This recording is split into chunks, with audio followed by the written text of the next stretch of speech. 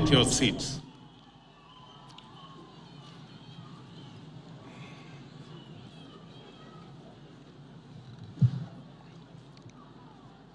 Nairobi hoye! Mashujaa hoye! Kwanza mimi nataka tuwapigie makofi wale waimbaji waliotuimbia hapa, walifanya kazi mzuri sana. We celebrate our artists. We celebrate those who have made presentation to us. It was quite a feat, and I could see a lot of science behind the presentation and the performance that they showed.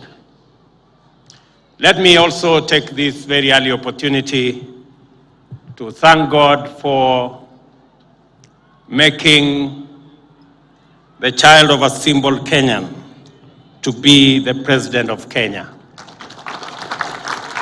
Let me take this opportunity to thank the millions of Kenyans who woke up early, lined up for many hours to vote for me and to vote for all the leaders that are today elected in the Republic of Kenya. My very deep and sincere gratitude to the millions of Kenyans who have elected us into office. Let me state at this very early opportunity that all of us, elected, nominated, and appointed, are today the privileged, because the people of Kenya have bestowed on us the challenge of leading our country into the new horizon. Let me also say that those we have been elected on both sides of the divide, together we must shepherd this country into a safe and prosperous future. I want to state that I will work with all the leaders who have been elected in all formations for the good and for the prosperity of our country. I am tremendously privileged to join you and our visitors today as we commemorate the 59th anniversary of Mashujaa Day. It is with great humility that I preside over this year's celebration for the first time as president, and I am humble and grateful for the honor to be your leader. We solemnly observe this important day every year in order for us to reflect upon where we have come from as a nation. We mark this day to consider the troubled road we trod through, the sorrowful wilderness of cruel colonial injustice, and the price that we paid in blood, toil, anguish, and death for us to be a free people. We take this opportunity to also celebrate the histories of our heroes and heroines who sacrificed valiantly in our freedom struggle. Their character, and most particularly and importantly, the values and principles which inspired, sustained, and vindicated them so that we may emulate them by leading lives worthy of their sacrifice.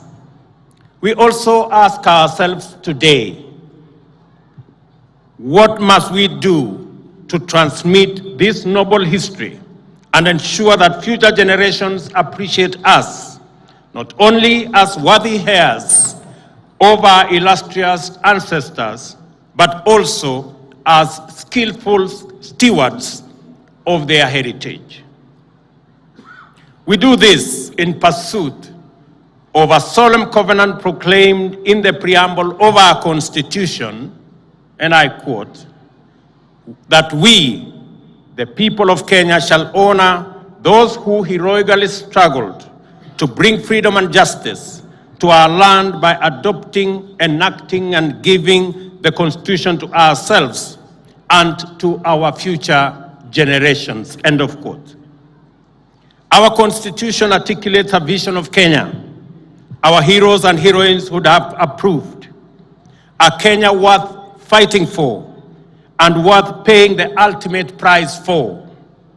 It is their legacy to us, and it sets the stage for us to continue their patriotic work in that noble spirit that roused the first freedom fighters to resist colonial rule and their successors to reject post-colonial repression.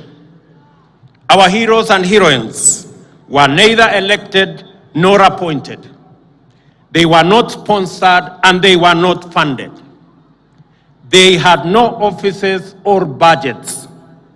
They were ordinary people invested in the struggle to make good their unwavering belief that all people are equal and all deserve to live in freedom. People of all walks of life, subsistence farmers and traders, clerks and former soldiers, teachers and their learners, preachers and their congregations, drivers, cooks, and farm workers ran away to the forest, armed with nothing but the conviction that a more just way of life is possible and that it is worth fighting for. The legacy of independence is the heroic achievement of value-driven, bottom-up heroism. The people were distinguished by their unity and commitment to selfless endeavor, determination, patriotism, and an unyielding sense of justice. Every time we have come together, we have accomplished major feats. That is why, as a nation, we are exhausted by the national anthem, and I quote, "Let one and all arise with hearts both strong and true," end of quote. Our Constitution, the People's Sovereign Charter, is an instrument of collective memory. It proscribes tyranny, marginalization, and oppression, provides institutional means to dismantle injustice and eradicate inequality, and gives us an opportunity to expand freedom and actualize rights. It also defines human well-being to be the reason for individual and collective action, as well as objects of the totality of our national enterprise. We are united in common endeavor with those who came before us and did so much for our country. We may define ourselves as a nation proudly standing on the foundation of the Constitution, united in pursuit of the well-being of every citizen. The principal reason for promulgating our Constitution then was to inscribe the values which animated our history of accomplishments and to project them in a manner that resonates across generations. The national values and principles of governance set out in Article 10 form the soul of this dispensation. They define the parameters of patriotism, exemplary service, selfless sacrifice, and profiles us in terms of who we are and who we ought to be individually and as a nation. We can and we must employ these values as beacons for identifying people whose contribution honor the memory of our heroes and heroines and bring greatness to our nation. It is time, ladies and gentlemen, to direct our focus on the work that each one of us does to understand how we contribute to our individual well-being as well as that of our communities and our nation.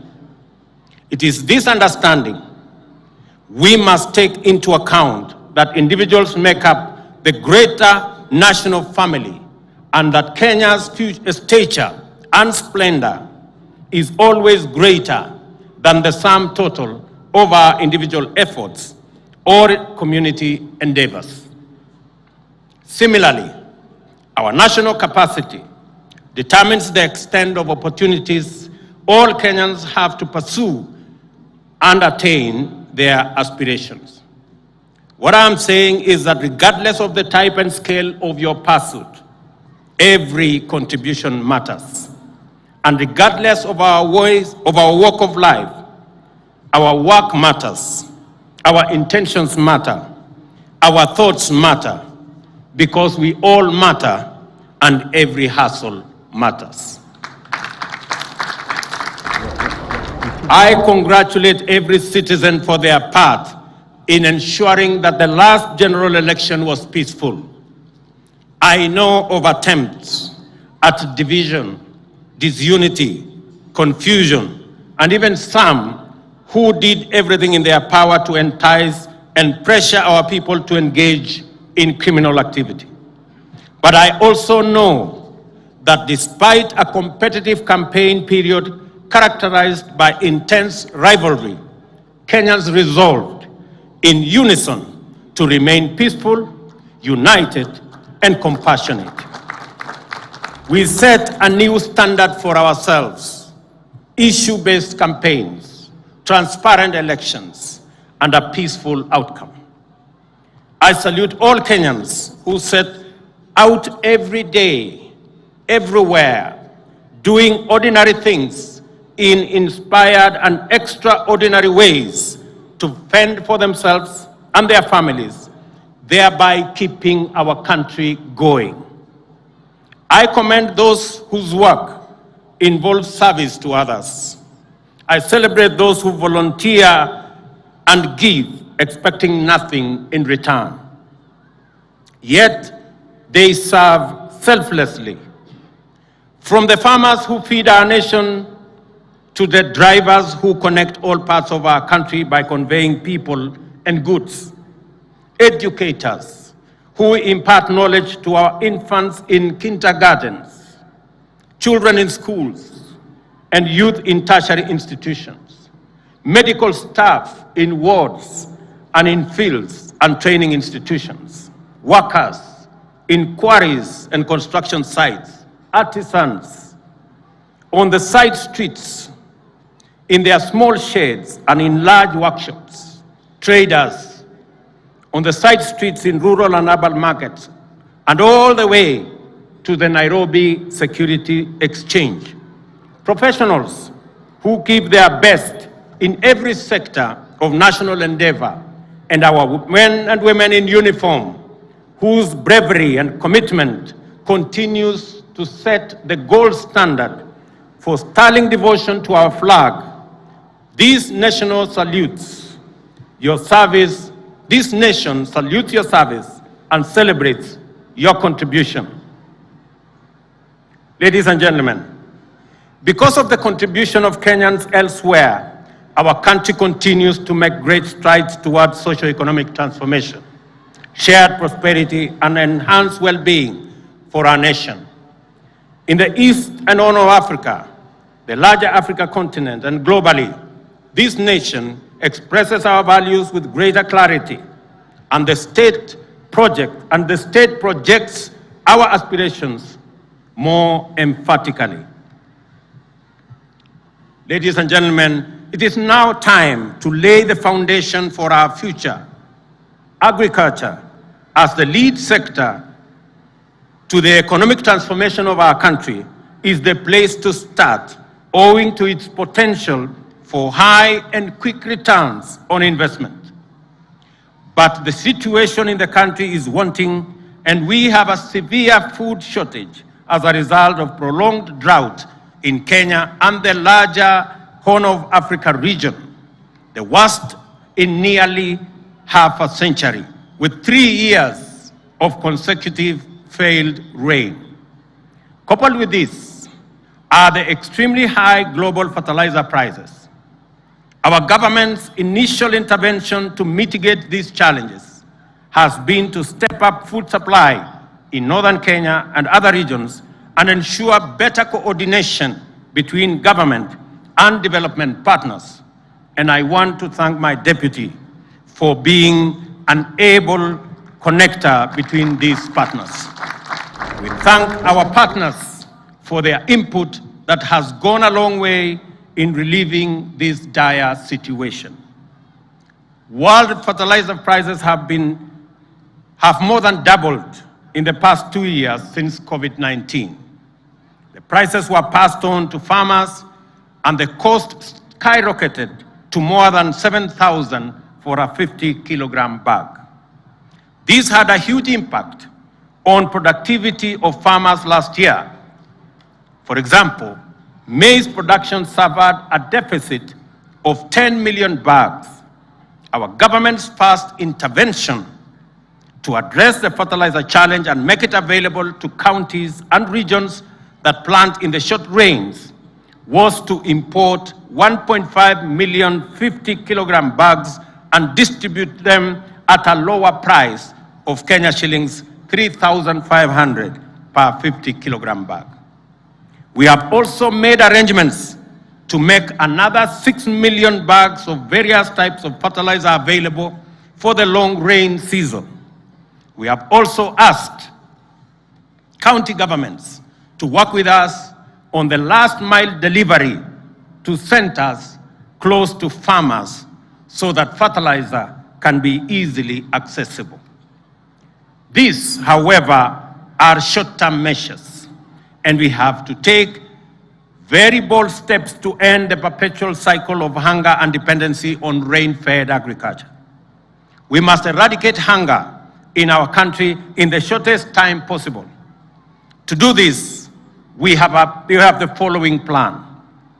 We have to increase agricultural productivity as a first step. We will support all farmers to access quality inputs such as seeds, fertilizer, and pesticides, among others, and also ensure that our farmers have access to extension services in order to improve farming skills. In the short term, we will continue with the fertilizer import program. But in the medium term, the government plans to have fertilizer manufactured in partnership with EAC countries in our region. On seeds, our government will work with local research institutions and both public and private sectors to scale up seed multiplication for all crops. However, irrigation is the ultimate solution in guaranteeing food security in our country. In 2017, the government set out to build 57 dams to harness water for irrigation and domestic use. Many did not even start. Few are complete, while the rest are ongoing. The huge capital outlay required for dam construction in the context of competing budgetary priorities poses a huge challenge to this program. And to address this challenge, we are working on innovative investment mechanisms through public-private partnership to construct at least 100 dams. Consequently, it would be possible to progressively irrigate the 3 million acres already identified as irrigable land.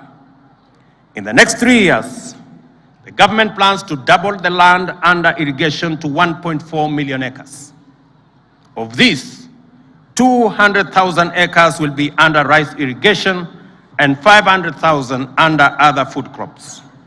Rice production in Bunyala, the Tana Delta, Rahole in Garissa, Mwea and Ahero will take priority as these are areas that have already mechanisms for us to upscale. Our dairy farmers struggle with the high cost of feed and challenges of storage, preservation of milk, and access to markets. To assure them that they are on our priority list, we have taken immediate steps to reinstate the stalled milk coolers program, and the distribution of 650 milk coolers will resume shortly.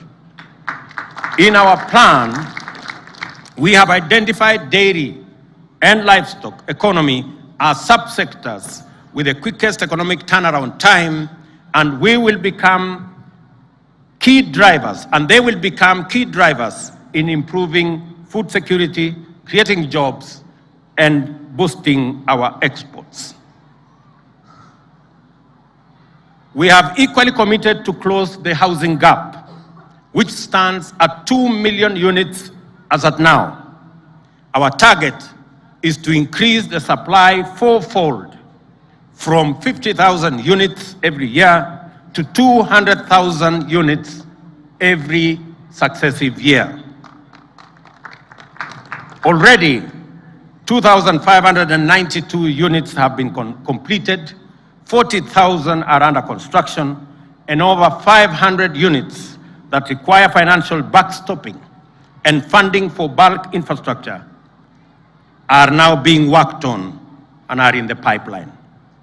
I am happy to report today that the interest in the housing sector has grown immensely, and that many private investors, including pension funds, have submitted proposals on the housing projects they would like to invest in. We will work together on these projects to facilitate their realization. It is clear from engagements with investors that the government needs to evolve from being a mere enabler to becoming a sponsor of major projects. Not only will we provide land and bulk infrastructure for our housing program, but I will personally take charge of the process to unlock the challenges that inhibit investment. For instance, VAT exemption on inputs has been enacted to lower the cost of construction, but its implementation has been curtailed by delays in approving applications for VAT refunds. As a result, developers pay VAT, but the cost saving is not enjoyed by the end buyers.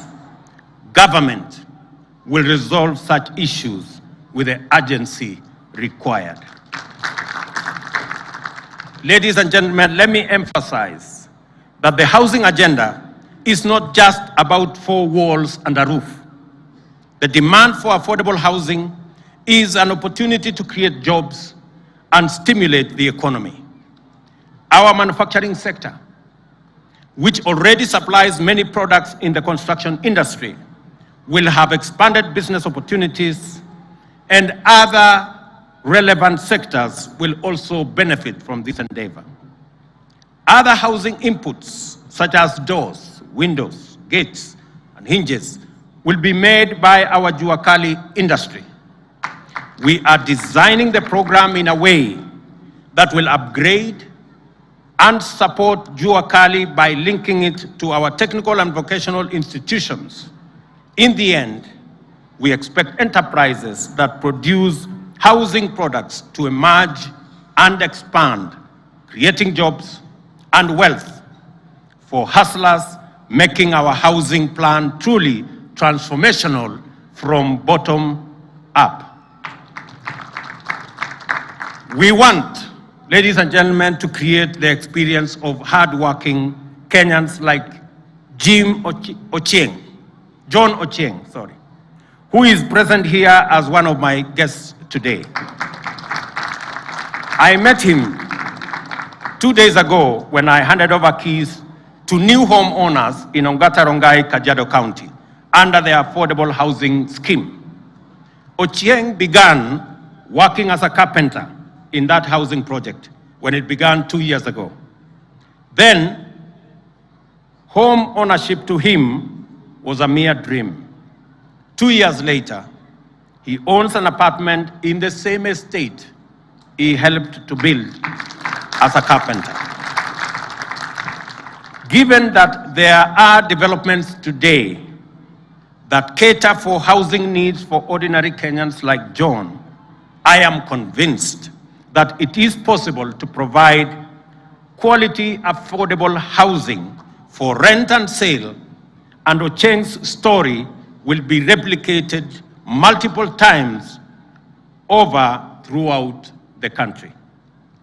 We therefore proceed with confidence that we will provide quality, climate-smart housing that Kenyans can buy with mortgages for as low as 5,000 shillings a month, to be made available through various home financing arrangements. Next week on Tuesday, I will break ground in this same constituency at the Gibera Soweto B in Nairobi for a housing project which will deliver thousands of social housing units. Going forward, we intend to collaborate with county governments to achieve a target of at least 5,000 units in every county. Counties with larger metropolitan areas have a greater opportunity and can target as many as 50,000 units, since as demand is higher due to population density in those counties. We have asked counties to identify land. We will provide infrastructure. We will put the roads. We will put the sewage system. We will connect water and electricity. And we will get developers who will develop the houses, and eventually we will get the resources for mortgage for homeowners to own units across our nation. Fellow Kenyans, access to credit is a stimulant that invigorates the economy. However, high interest rates crowd out the private sector, and especially the small and medium enterprises. Our commitment on affordable credit was at the heart of the Kenya Kwanza election campaign. Already, expectations are very high across the country on our promise to provide a fund that will offer affordable credit to those at the bottom of the pyramid. I am aware that the most significant question in the streets today, in border parking lots and fresh produce markets, is when will the Hustler Fund become operational? And I want to tell them I have an answer for you today. Even before the fund is set up, we have made several interventions to make credit accessible. Safaricom, and I want to thank them, and their financial partners have brought down the cost of Fuliza by reducing interest rates by 50%. As part of that agreement, 4 million borrowers who had been blacklisted will be freed from the yoke of Credit Reference Bureau in the coming days. We have also secured an agreement with CRBs that they will abandon the punitive penalty of blacklisting borrowers and move to a credit scoring system that makes borrowers eligible for credit even as they work to improve their credit worthiness. As a result, no citizen will be excluded from the credit system. They will therefore be eligible to access credit as they work their way into paying their loans. On the Hustler Fund, there are 3 crucial issues. Credit products will be available under the Hustler Fund to small businesses on digital platforms at affordable rates. Affordable rates being single-digit rates to individuals through chamas, groups, circles, and cooperatives. All borrowers in this platform will not only access affordable credit, but they will also participate in short-term saving plan and long-term pension program. Every saving made by borrowers on this platform will be matched by the government of Kenya on a 2-to-1 ratio to a level to be determined by the program. And I will launch this fund credit and savings product on the 1st of December this year. Health is front and center of socio-economic development. The failure of a health system undermines prosperity. Kenyan families spend a total of 150 billion in out-of-pocket expenditure on health services a year, mobilized from various sources including Harambes, WhatsApp and M-Pesa groups, loans, sale of land and other assets to pay hospital bills for loved ones. Also, many small businesses fail when owners fall ill and cannot work or divert money to pay medical expenses. It is no wonder, then, that it is commonly said that most families and individuals in Kenya are one illness away from poverty. 1 million Kenyans sink into poverty every year because of medical expenses. We want to lift, and we must, this punitive burden from the shoulders of Kenyans and their businesses through our universal healthcare plan. The plan is to revitalize primary healthcare by laying more emphasis on preventive and promotive strategies. Many critical health illnesses, including cancer, heart complications, kidney failure, and hypertension, can be detected and addressed at this level without the need for hospital visit or admission. Our health reform commitment is therefore threefold. In partnership with county governments, we will mainstream community health workers and make them the foundation of our health system. Reforming the National Health Insurance Fund is a necessary imperative. Progress has been made in enrolling more members, and in the last 10 years, 12 million Kenyans have joined the fund. The challenge, however, is that the NHIF is an occupational scheme that is tailored for salaried people on payroll in public and private sector, and not the social insurance scheme it ought to be. We shall change the contribution structure from an individual contributory scheme to a household contributory model. We intend to address the challenges of inadequate human resources in our public hospitals and the poor industrial relations between health professionals and our county governments. We are particularly committed to the professional development of our health workers, and I take this opportunity to assure our health workers across the board that we have listened to them and we will propose ways in collaboration with county governments of resolving all outstanding issues. Ladies and gentlemen, Kenya is a strong leader in the information and communication, including technology space. We are the proud regional and continental hub of innovation. We have the appropriate policy framework, constitutionally protected freedoms of expression, media, information, and communication to dominate the creative art and entertainment arena. Our young people have consistently shown robust interest in this field and are engaged on various platforms, generating captivating content that is appreciated globally and regionally. There is tremendous potential for our country to become a global leader, employ hundreds of thousands of young people, and generate immense wealth if we facilitate the young people to plug into the global digital economy. To achieve these purposes, the government is committed to invest in the digital superhighway and the creative economy, which will be enablers of transformation, productivity, and overall competitiveness. Over the next 5 years, the government will ensure universal broadband availability through the rollout of connectivity throughout the country.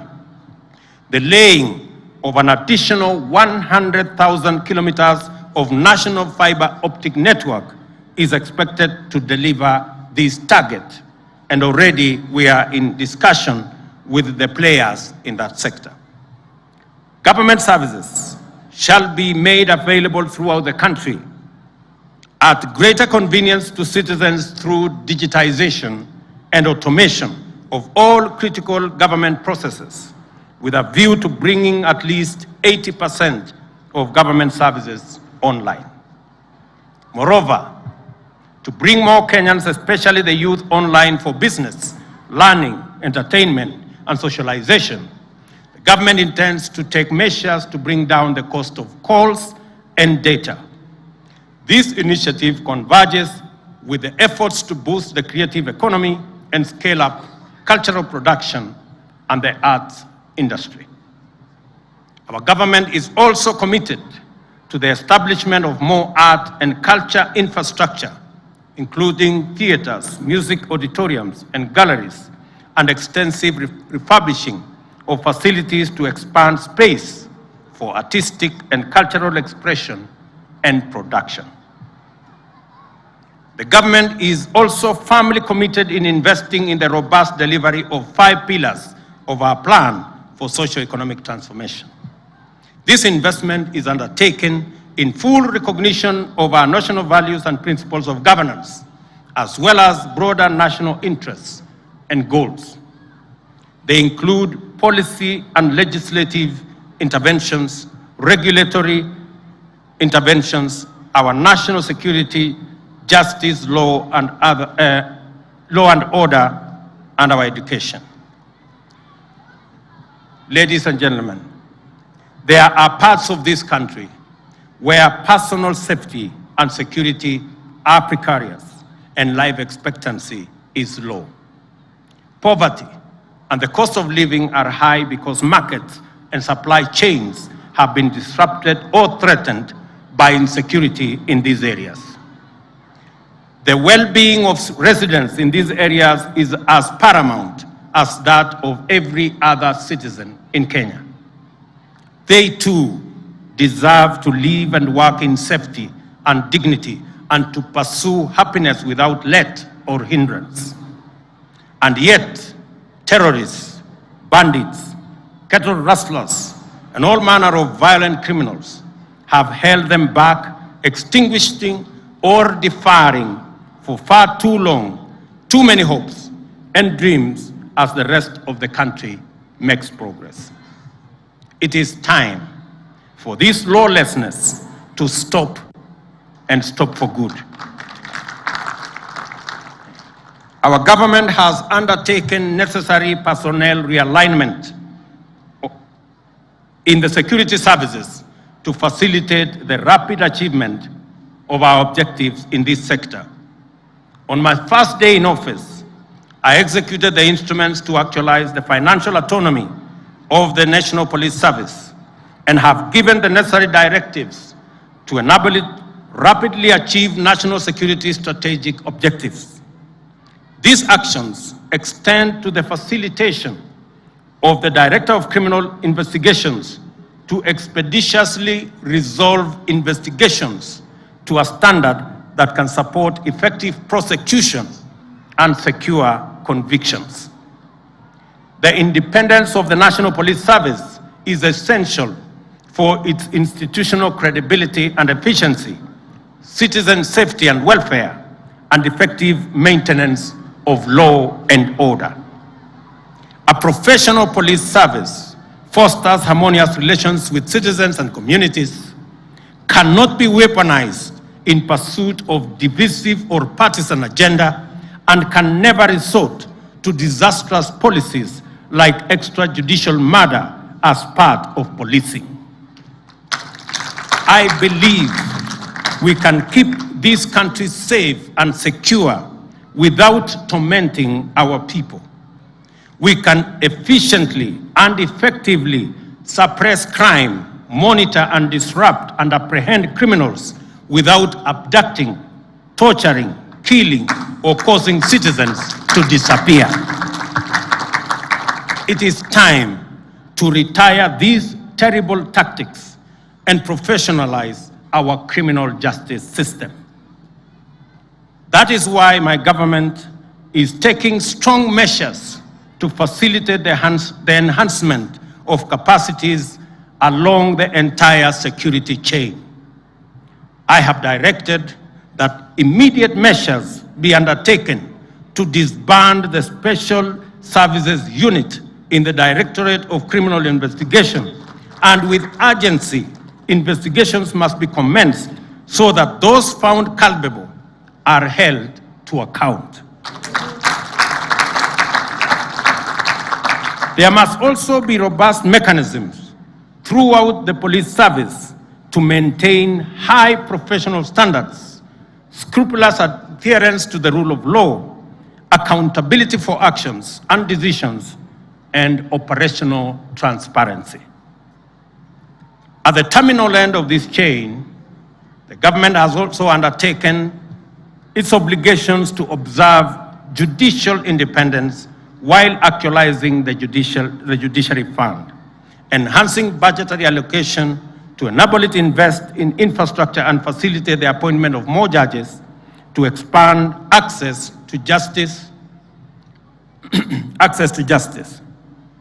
Effective deterrence of crime requires robust prosecution, while economic efficiency, investor confidence, and competitiveness all depend on effective dispute resolution. A well-resourced, independent, impartial, and thoroughly professional judiciary is indispensable for good governance, law and order, and is also essential for financial sustainability, transactional effectiveness, and business competitiveness. The institutional independence of the judiciary must be upheld at all times, and the independence of judges respected as the minimum gesture of the rule of law in Kenya. Ladies and gentlemen, the fight against corruption must be won.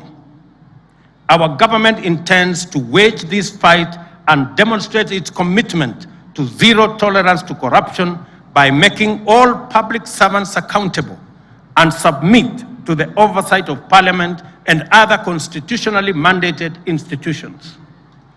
We are committed to the rule of law, fidelity to constitutional due process, and implementation of judicial decrees and orders.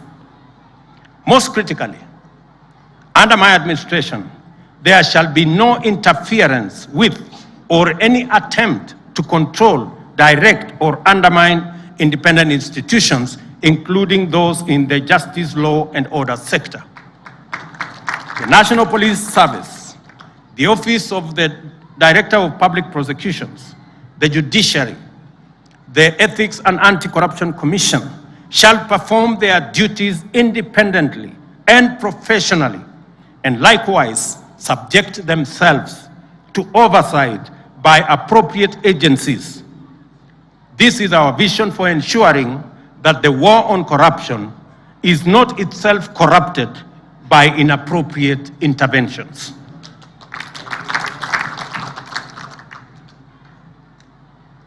Ladies and gentlemen, our socio-economic transformation to be truly inclusive, we must empower all Kenyans, regardless of background, to effectively play their part by contributing to national building efforts and partaking of the dividends of shared prosperity.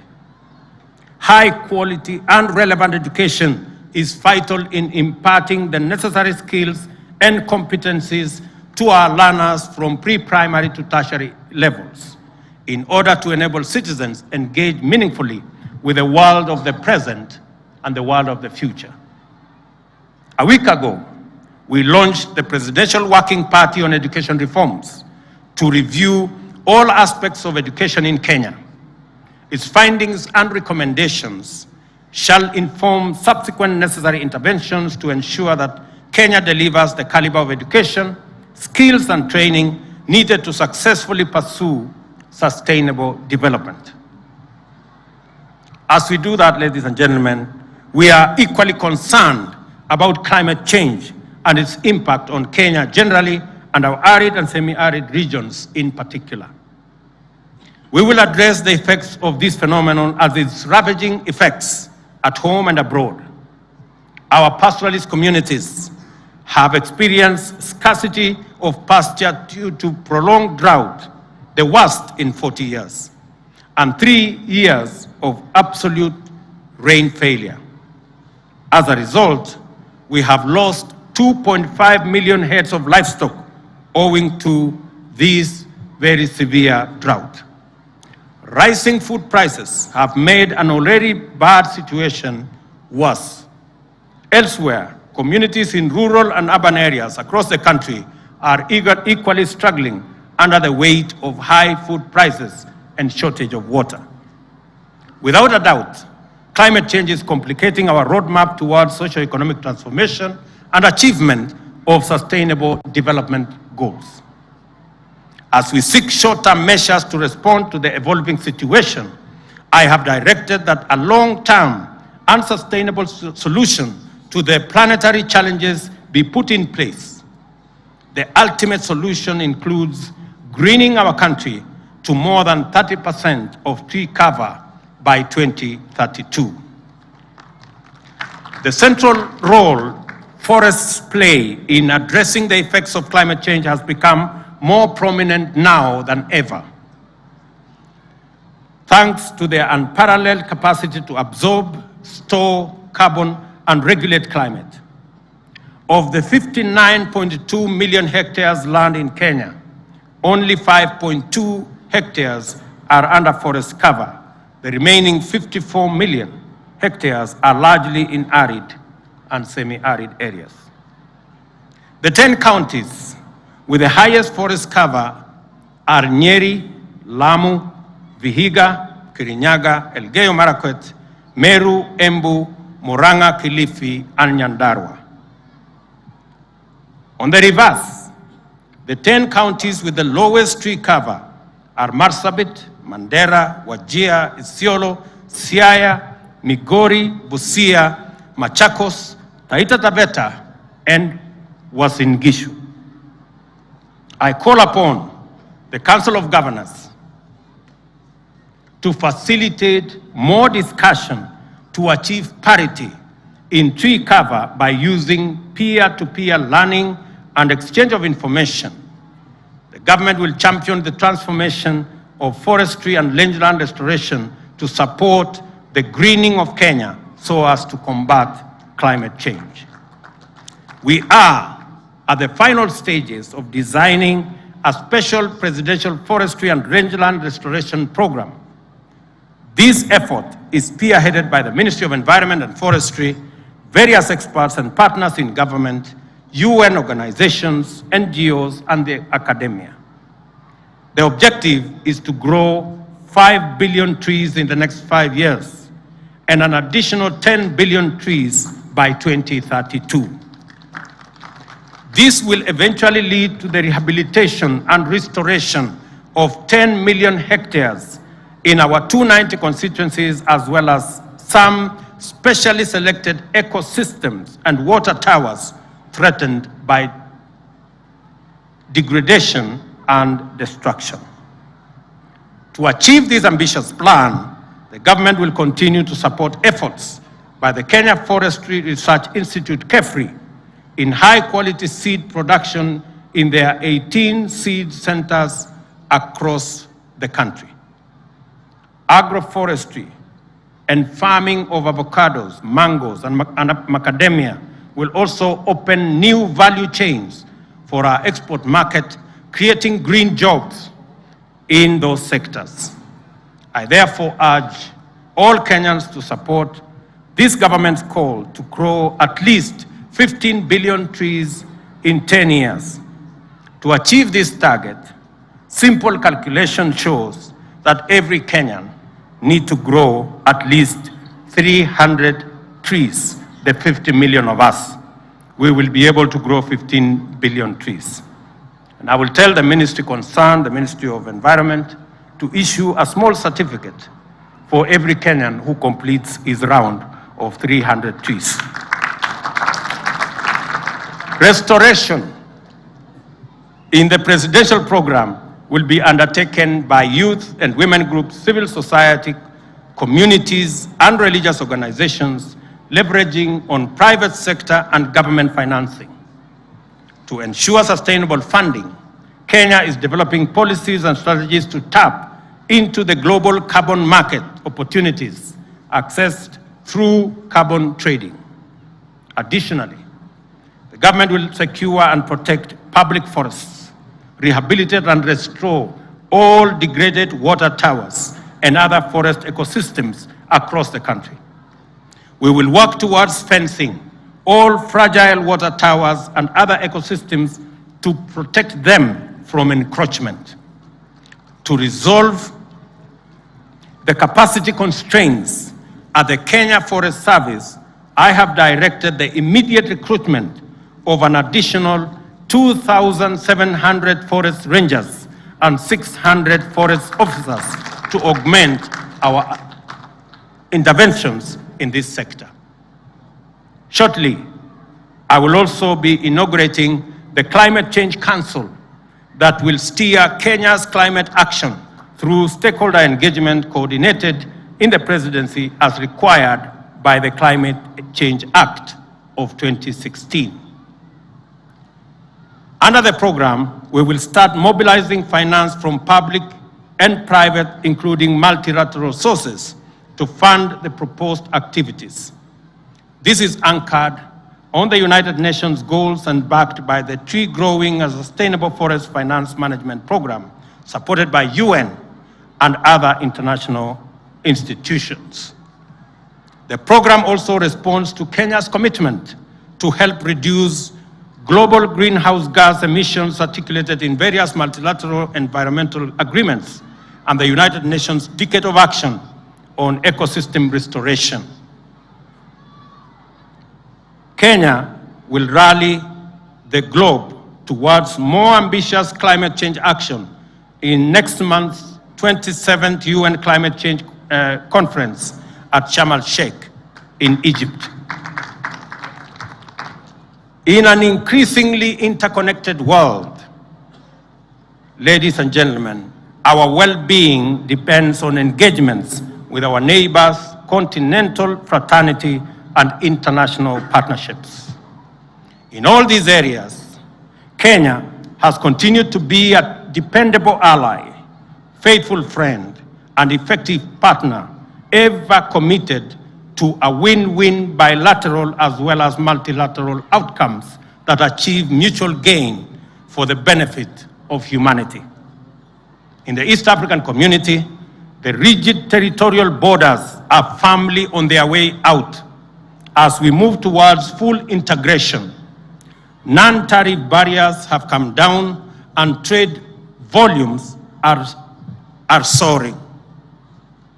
The community is becoming even more tightly connected with infrastructure systems crisscrossing the member countries. The possibility of an East African Federation is no longer a wild imagination or an idle dream. It is no longer a matter of if, it is a matter of when. In recent days, I have been to our sister countries in East Africa to take care of mutually beneficial regional business. In Ethiopia, we launched Safaricom Ethiopia Telecom's money business, which expanded Safaricom and M-Pesa regionally, and their footprint dispersing ICT innovation and deepening the revenue base of our company. Simultaneously, Safaricom becomes the largest foreign investor in Ethiopia and Kenya's biggest foreign investor abroad ever. The East African community has become a close-knit neighborhood, and everyone's well-being has become everybody's business. With this unity and integration, we will achieve much in our lifetime, and with these bonds of solidarity and fraternity, we shall establish an oasis of hope and infinite possibility that will be irresistible to the rest of the world. In the Horn of Africa, peace and security efforts continue to dominate our engagement. They are important components of a broader strategy to recover stability in what has become a truly rough neighborhood. Countering violent extremism, controlling the illegal movement of small arms, peace building, and peacekeeping initiatives will continue to dominate our future agenda. The conflict in Tigray region of Ethiopia, which according to reports from the Office of the United Nations Secretary General is escalating, is a great source of concern to our region. Kenya will continue to play its role by making such contributions as is required by the Africa Union-sponsored mediation efforts. The sooner hostilities cease and a face-to-face talks commence, the better for our region. The region is experiencing its 5th season of severely low rain due to climate change. As a result, mitigation strategies, resilience building initiatives, and climate change management programs have become urgent. The pressure on the capacity of regional states has never been greater. On the continental stage, we have sustained our Pan-African credentials since the dawn of Africa unity. That is why various frameworks of the African Union find expression in our domestic agenda. The AU's Agenda 2063, for example, is part of our economic development plan. Kenya is committed to the pursuit of trade-driven Pan-Africanism as the best means of rapidly delivering shared prosperity throughout our continent. As we open up our borders and expand the scope of collaboration beyond traditional economic blocs, the reality of a continental free market has become real. Kenya is a champion of the Africa Continental Free Trade Area. Beyond ratifying the instruments establishing it and domesticating its framework, Kenya has been a consistent participant in efforts to make this continental agreement a reality. We see this as a pathway that guarantees inclusive African economic growth and sustainable self-reliance. In turn, this will hasten our continent's post-pandemic recovery, enhance climate change resilience, and underpin stability in the face of multiple regional and global crises, including energy volatility. Our implementation strategy envisions Pan-African free trade as a vehicle for empowering small and medium enterprises.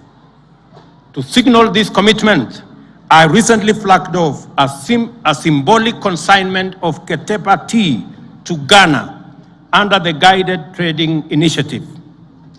Trade between Ghana and Kenya is off to an admirable start, and several firms and traders in the two countries have undertaken brisk business involving exports of incinerators, sisal fiber, leather bags, fuel filters, beadworks, and baskets from our Juakali artisans.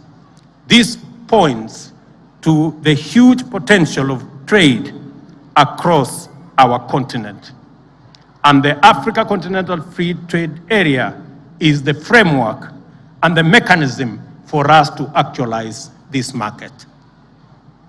Beyond our continent, Kenya continues to pursue a robust policy of economic diplomacy. We are continuously aligning our strategic interests with the welfare of our people. Therefore, we are focused on finding opportunities for our people and deeper trade relations around the globe. We are receiving encouraging returns on our efforts. This week, our international port of Lamu scored a shining first with the export of livestock from northern Kenya to the Sultanate of Oman. This signals the opening up of tremendous opportunities for the pastoralists in our rangeland communities who deserve relief from the devastating losses of the ravaging drought.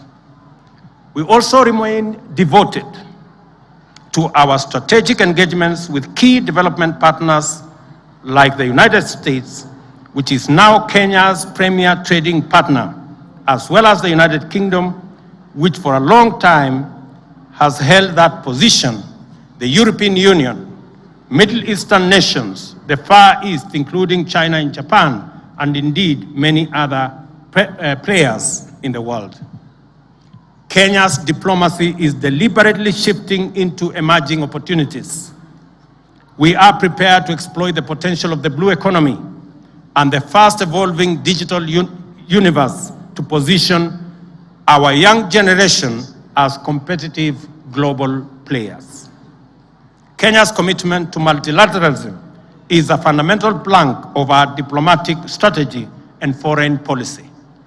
This has defined our international outlook since the advent of self-government and full sovereignty. We have hosted several multilateral institutions and aspire to receive more.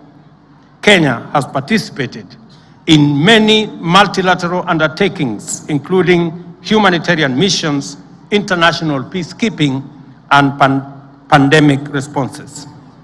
We join other nations of the Global South to advocate the democratization of global governance and to invest the multilateral system with higher moral imagination.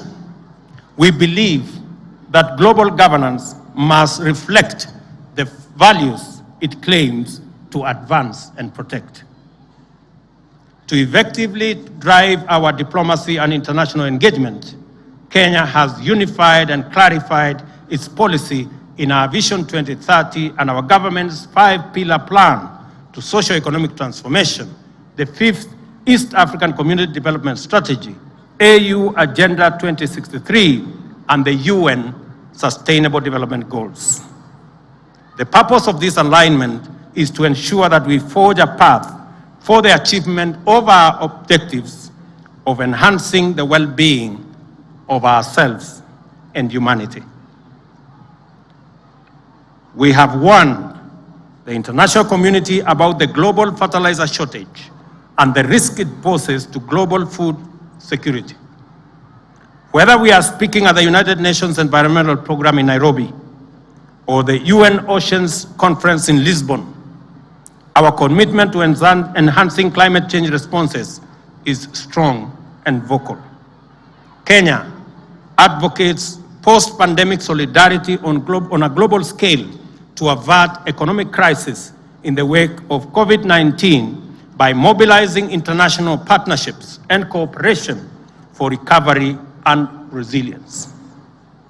This extends to the need to ease the debt burden of economically vulnerable developing countries and to afford them liquidity and fiscal space to manage shocks, enhance social investments, invest in climate change adaptation and mitigation, and address security needs and finance development.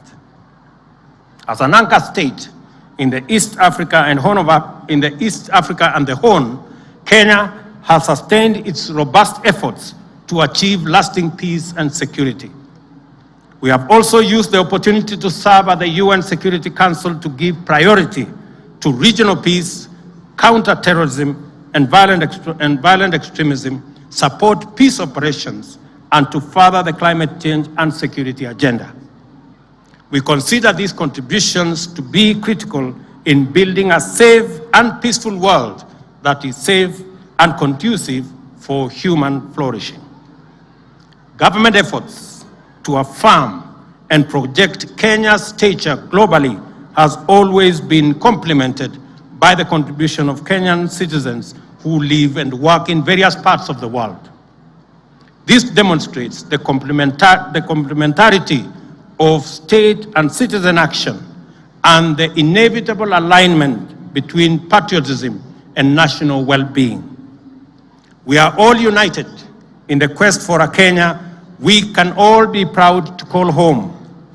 Our diaspora continues to serve as Kenya's excellent ambassadors, along with our sports people and the Kenyans who continue to excel abroad in diverse fields.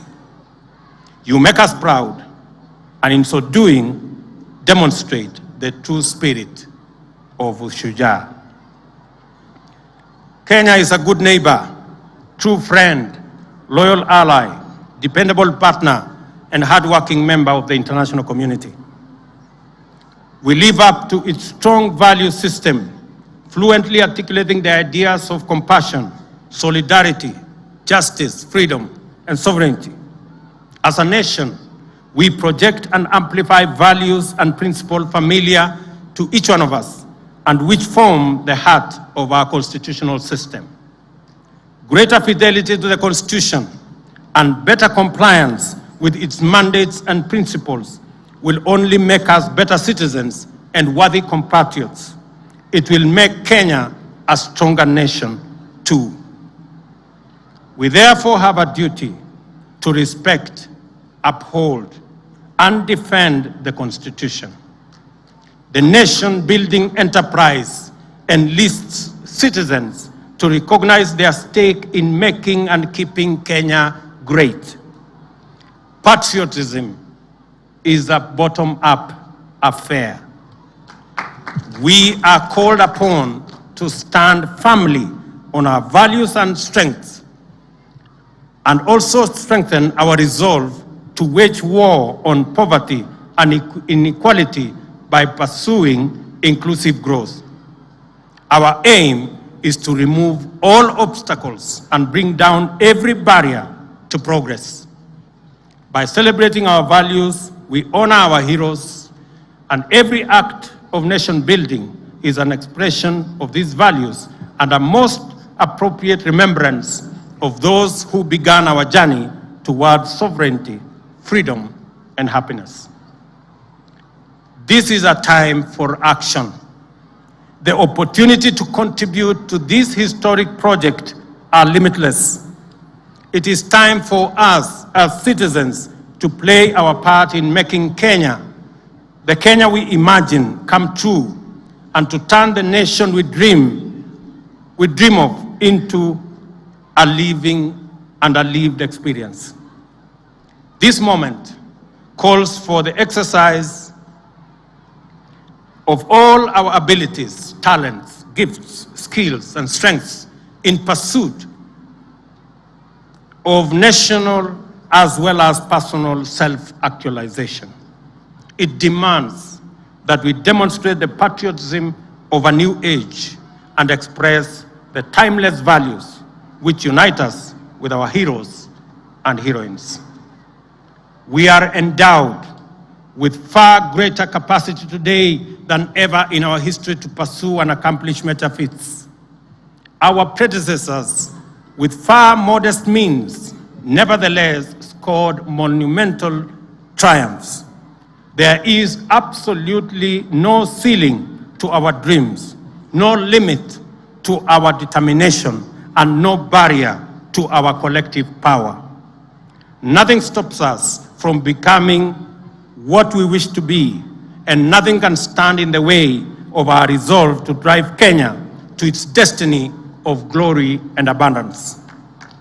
I stand here, therefore, on this sacred ground, where we first raised our proud flag at the dawn of freedom, where we made a covenant to honor their glorious triumph and fine example by embracing their values and serving our nation, to rally every Kenyan to rise up.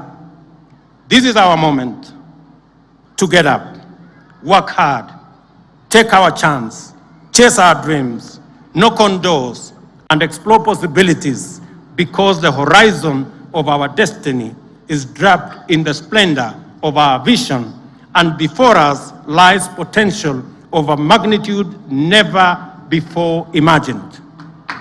It is all ours for the taking, and I know we are ready, for it is our time. Ladies and gentlemen, happy Mashujaa. May our heroes continue to inspire us, and may our national values ever remain the true north of our moral compass. God bless you, and God bless our great country, Kenya. Asanteni sana.